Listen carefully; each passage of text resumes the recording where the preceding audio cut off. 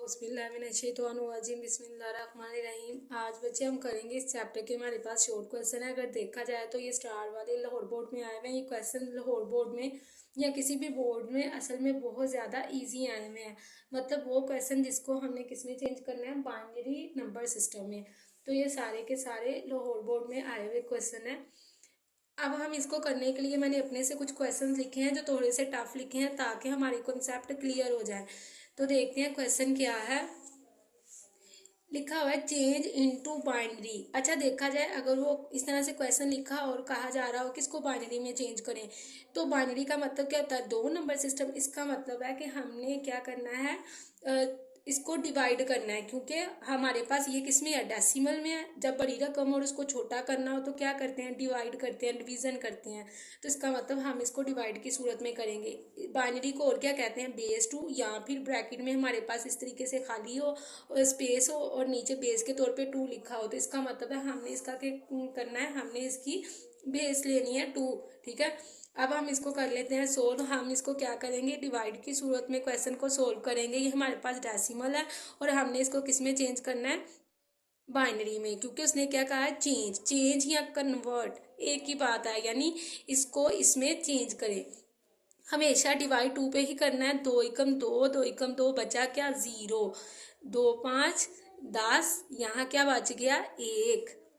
2 दूनी 4, फिर से क्या बच गया, 1।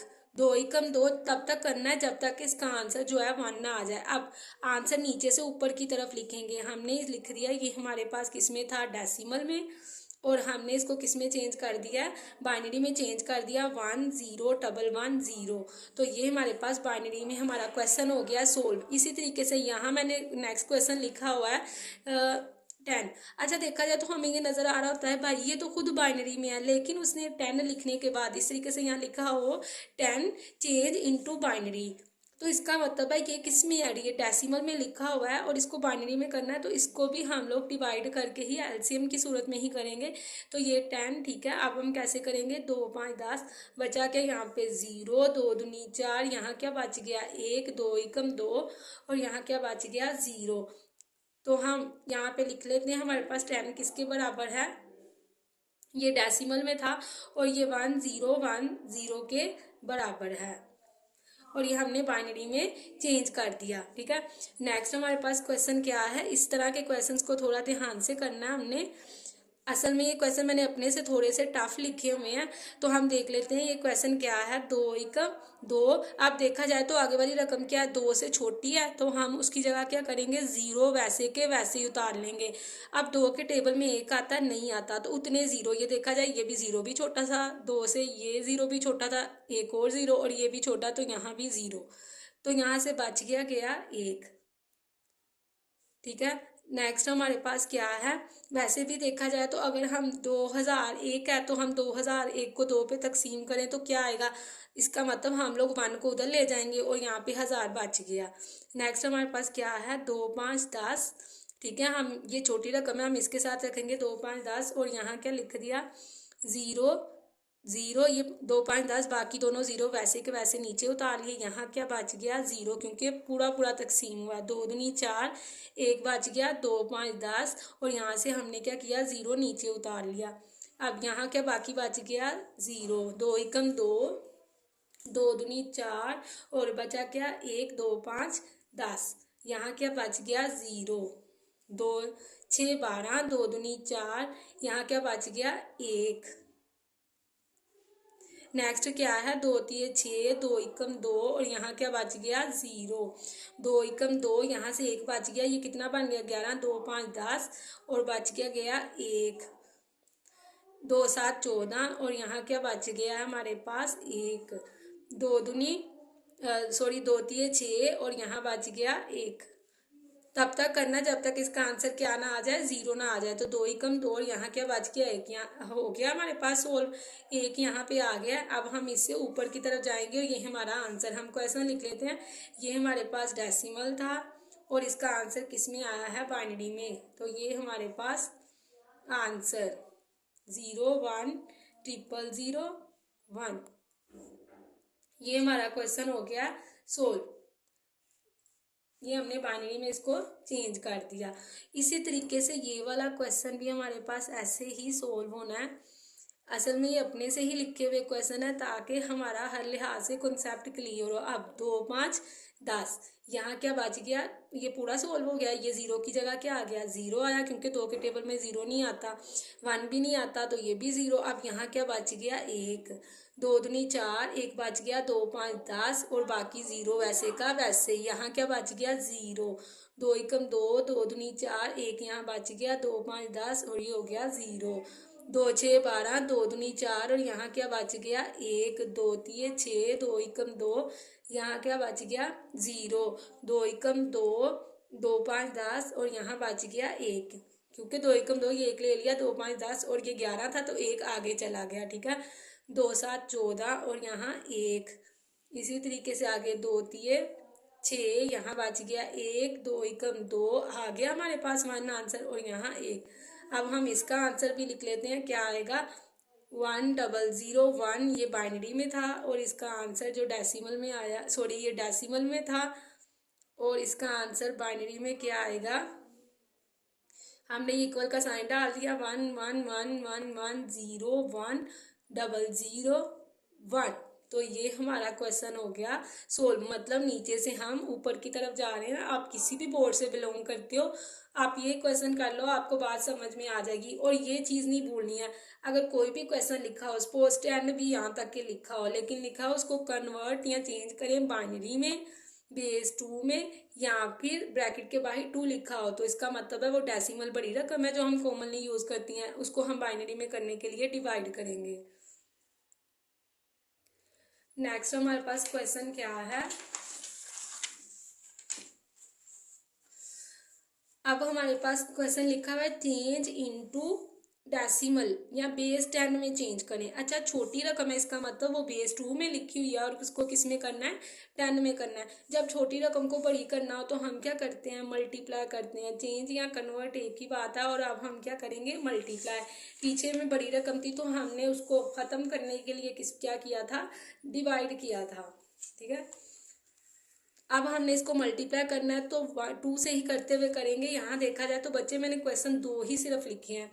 एक बात माइंड में रखनी है, यहाँ पर एंड पे लिखा हुआ है 1 और यहाँ लिखा हुआ है 0। अब हम दोनों लिहाज से क्वेश्चन करके देख लेते हैं। हर एक को हम मल्टीप्लाई करेंगे 2 के साथ और मिड में साइन कौन सा रखेंगे, प्लस का। तो 0 multiply 2 plus 0 multiply 2 plus 1 multiply 2। ऊपर पावर किसके तौर पे लेंगे हमारे पास, अगर हमने ये क्वेश्चन सीधा लिखा ना 1 मल्टीप्लाई 2 0 मल्टीप्लाई 2, अब हम पावर के लिखेंगे उल्टी, कहाँ से स्टार्ट करेंगे, 0 से। 0 1 2 3, अब 2 की पावर 3 ले, मतलब 2 दूनी 4, 4 दूनी 8, तो यहाँ क्या आ गया 8।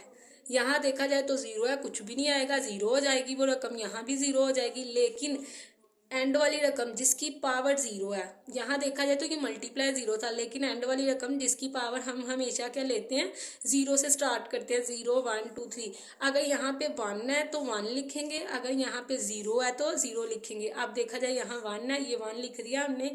8 में 1 जमा करें तो कितना हो गया, 9, और ये हमारे पास डेसिमल में चेंज हो गया हुआ है क्वेश्चन, ठीक है। अब हम दूसरा क्वेश्चन इसी से रिलेटेड करके देख लेते हैं। ये क्वेश्चन के एंड पे क्या लिखा हुआ है, 0, तो 1 मल्टीप्लाई 2, हम लोग क्वेश्चन को सीधा ही लिखेंगे, सबको मल्टीप्लाई करेंगे 2 के साथ। 1 मल्टीप्लाई 2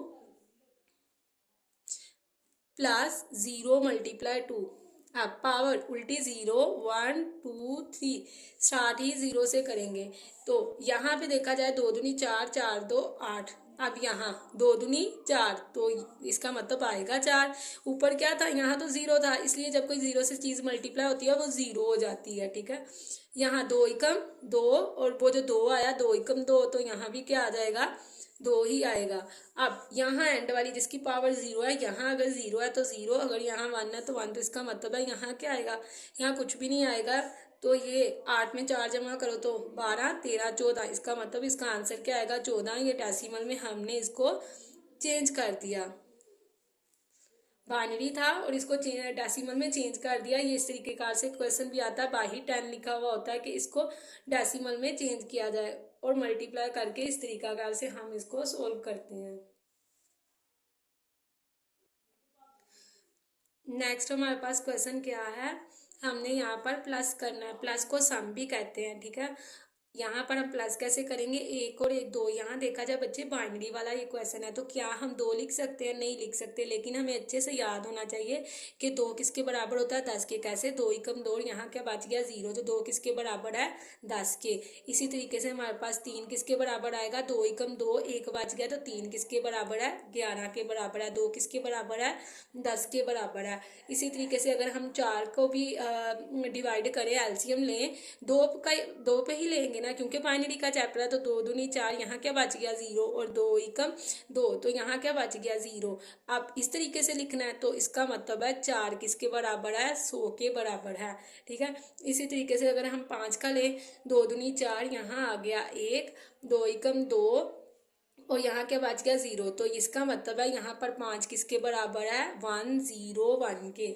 अब यहाँ कर लेते हैं, कैसे करेंगे, एक और एक दो, दो किसके बराबर है, 10 के, तो जीरो आ गया और 1 आगे चला गया, ऐसे है ना, जीरो लिख दिया और एक आगे चला गया, तो एक और एक फिर से दो, फिर से इसका कितना आएगा, जीरो, और फिर से 1 आगे चला गया, 1 और 1 2, तो फिर से जीरो और 1। अब देखा जाए, एक दो तीन, तीन हो गए, एंड वाला डिजिट है, तो इसका मतलब है तीन किसके बराबर है, 11 के बराबर है, तो हम 11 पूरे का पूरा लिख देंगे। और यहाँ पे नीचे 2, आपने इस तरह का क्वेश्चन करते वक्त एक बात माइंड में रखनी है कि एक डिजिट के नीचे ही एक डिजिट आए, अगर आप इधर उधर करोगे ना, तो प्लस करने में आप गलती कर जाओगे, ठीक है।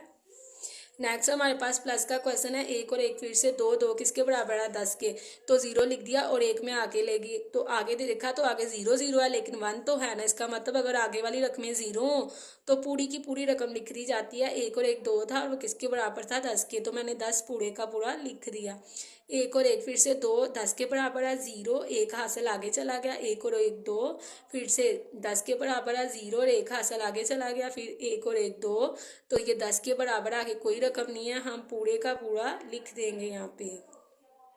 ये हमारा प्लस का क्वेश्चन हो गया सोल्व। और ये इस तरीका का से आता है, ये प्लस भी लिख देते हैं और सम भी लिख सकते हैं। तो जो डिजिट जो उसने हमें कीमतें दी हैं पहले, वो हम पहले लिखेंगे, और जो बाद में दी गई हैं उसको बाद में ही लिखेंगे, ये नहीं छोटी बड़ी देखना शुरू कर दे, तो यहाँ ऐसा कोई भी कंफ्यूजन क्रिएट नहीं होगी, ठीक है। नेक्स्ट हमारे पास क्वेश्चन है माइनस का। माइनस को बच्चे डिफरेंस भी कहते हैं, मतलब आपको कहा जाए कि डिफरेंस निकाले, तो इसका मतलब है वो क्वेश्चन किसका है, माइनस का या सब्ट्रैक्ट, यहाँ फिर माइनस का साइन वो खुद यूज करेगा तो पता चल जाएगा। सब्ट्रैक्ट का मतलब क्या होता है, माइनस करना, ठीक है। अभी हम यहाँ पे देखते हैं, हमारे पास अगर यहाँ पे कोई भी क्वेश्चन मिले और हम उसको सोल्व कर ले, तो यहाँ देखा जाए तो ये क्वेश्चन लिखा हुआ है फाइंड द डिफरेंस, ठीक है। अच्छा, इसमें ना इस क्वेश्चन में, इस तरह के क्वेश्चन में काफ़ी कन्फ्यूजन क्रिएट होती है। यहाँ बच्चे देखा जाए, उसने कहा है फ्रॉम, मतलब इसको इसमें से माइनस करें, तो इसमें से फ्रॉम के बाद जो लफ्ज़ लिखा होगा ना, इसका मतलब है वो लफ्ज़, वो मिकदार ऊपर आएगी, इसका मतलब है ये ऊपर है और ये क्या नीचे। ऐसा तब किया जाता है जब हमारे पास माइनस का क्वेश्चन होता है, ठीक है। और जब वो फ्रॉम का वर्ड यूज़ करेगा सिर्फ तब कन्फ्यूजन क्रिएट होगी, वरना बिल्कुल भी कन्फ्यूजन क्रिएट नहीं होगी। क्योंकि अगर देखा जाए, आपको कहा जाए 2 में 4 प्लस करो, आप 4 में 2 करो या 2 में 4 करो, फर्क तो कोई नहीं पड़ता। इससे अच्छा है जो मिकदार पहले लिखी है उसको पहले लिखो, जो बाद में लिखी है वो बाद में लिखो। लेकिन जब माइनस का हो तो फिर हमने ध्यान से करना है, इसका मतलब है ये पहले नहीं बल्कि ये वाली पहले रकम आएगी, ठीक है। तो ये जैसे मैंने यहाँ पे क्वेश्चन लिख लिया हुआ है ये वाला, इसमें से इसको अब करना है माइनस, तो एक में से जीरो निकाला जाए तो जीरो। अब ऊपर वाली रकम क्या छोटी है, नीचे वाली बड़ी है। जब ऊपर वाली रकम छोटी होती है तो हम क्या लेते हैं, हासिल लेते हैं, यहाँ से यहाँ हासिल ले लिया, यहाँ क्या बच गया, जीरो, और ये किसको बराबर हो गया, 10, ये 10 बन गया ना। अब 10 किसके बराबर होता है, बाइनरी में हमने पीछे भी बात की, 10 किसके बराबर होता है, 2 के बराबर होता है, ठीक है। तो यहाँ 2 के अगर बराबर है तो 2 में से 1 निकाला जाए तो क्या बच जाएगा, 1 बच जाएगा, और यहाँ क्या बचा हुआ है, जीरो। ये लिखो या ना लिखो कोई भी फर्क नहीं पड़ता, तो अगर हम ऐसे भी लिख दें तो ये हमारा सही आंसर है, ठीक है। और अगर जीरो लिखा भी रहने दे तो कोई फर्क नहीं पड़ता। फिर से देख लेते हैं, 1 में से जीरो निकाला तो हमारे पास क्या बच गया, सॉरी यहाँ पे हमने गलती कर दिया, यहाँ पे 1 में से जीरो निकाला तो क्या बच गया, 1 ही बचेगा, ठीक है। जाहिर है एक में से जीरो निकालेंगे तो क्या बचेगा, एक ही बचेगा। अब यहाँ पे जीरो छोटी रकम है, हम यहाँ से यहाँ कैरी ले लेते हैं, हाथ से ले लेते हैं, तो क्या बन गया, ये जीरो था, ये 10 बन गया। 10 किसके बराबर होता है, 2 के। तो 2 में से एक निकाला तो बाकी बच गया 1। ठीक है, तो ये चीज़ हो गई सोल्व। इसी तरीके से अगर हम 2 में से भी जीरो निकालें तो क्या बच जाएगा हमारे पास, जैसे हम सिंपल में कहते होते हैं कि 2 में से अगर जीरो निकाले तो क्या बचेगा, 2 ही बचेगा ना, सिर्फ इतनी सी बात है। तो ये इस तरीकाकार से हमारा क्वेश्चन हो गया सोल्व। हमने ये बात माइंड में रखनी है कि जो हम हासिल ले रहे हैं वो जो रकम बनी है वो किसके बराबर है, 2 10 के, 3 11 के, 4 100 के। इसी तरीके से अगर हमें नहीं भी आता तो हम क्या ले लेंगे, उसका एलसीएम की सूरत में क्वेश्चन को सोल्व कर लेंगे। इसके डिवाइड करते हुए इस तरीकाकार से देख लेंगे वो किसके बराबर है। ठीक है, एक और हम इसी तरीके से माइनस का क्वेश्चन कर लेते हैं। ये देखा जाए बच्चे क्वेश्चन क्या है।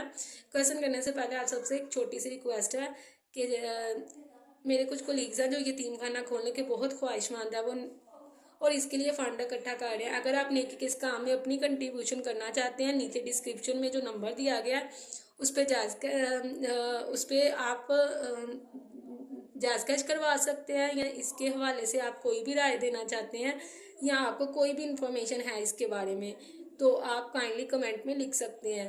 And don't forget to subscribe my channel and like my video.